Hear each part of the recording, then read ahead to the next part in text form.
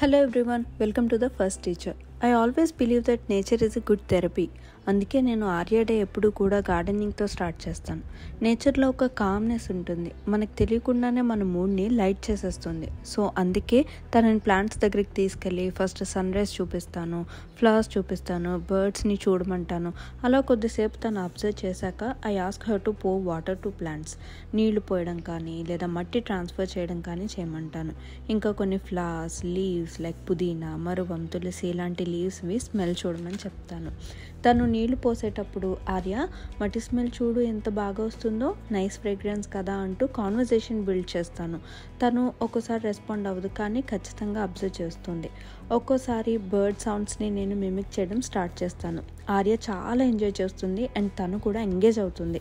And finally we say a thank you note to mother nature. Just ఒక 2 minutes ఆర్యని hug చేసుకుని కళ్ళు మూసుకొని థ్యాంక్ యూ చెప్తాను. సేమ్ ఆర్య కూడా రిపీట్ చేస్తుంది. సూర్యునికి ఒక శ్లోకం చదివి నమస్కరించుకొని మా డే స్టార్ట్ చేస్తాం.